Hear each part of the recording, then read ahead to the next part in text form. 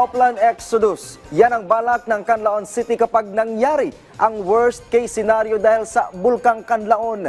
Ibig sabihin, kailangang i-abandona ng lahat ng mamamayan ang lungsod. May report si Jessie Atienza. Hindi basta-basta nagpapapasok sa border control na ito ang mga nakabantay na PNP personnel. Isa lang ito sa hangganan ng 6-kilometer radius danger zone sa bahagi ng Canlaon City. Papayagan lang makapasok ang ilang residente pero kailangang nakapirma sa logbook. Yung logbook sila sir para ma-account namin kung sino yung pumapasok doon sa yung tinatawag natin na 6-kilometer danger zone. Kasi nandun yung mga bahay nila sir, yung mga taniman nila. Nakipagpulong na ang Office of Civil Defense Region 7 sa Provincial Government ng Negros Oriental. Ito'y para sa paghahanda sa tinatawag na Oplan Exodus. Dito kailangang lisanin ng lahat ng mga taga-Canlaon City ang buong lungsod sakaling tumaas pa hanggang Alert Level 5 ang status ng Mount Canlaon. And the worst case scenario, 14-kilometer radius away from the crater, engulfed yun halos lahat ng Canlaon City. So sabi ko kay Governor, suggestion lang is that we prepare for that. Prepare for the worst. Going outside ka dapat if you run away from, you run away outside of the circle, di ba? Yung the center.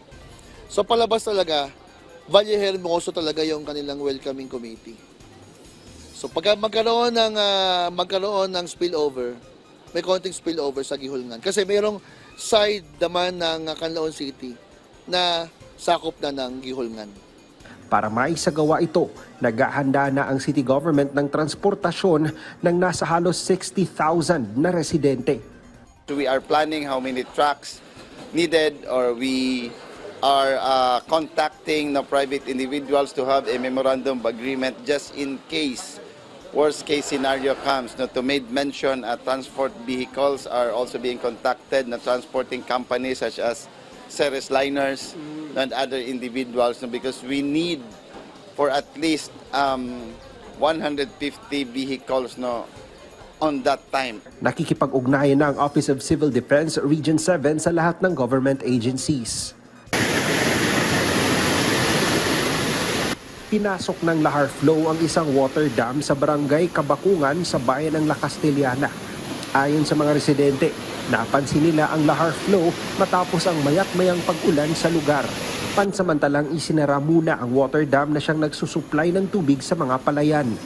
May pagkukunan naman daw ng ibang water source pero hindi ito sapat para sa mga taniman. Mula sa Negros Oriental, Jessie Atienza para sa Pambansang TV sa Bagong Pilipinas.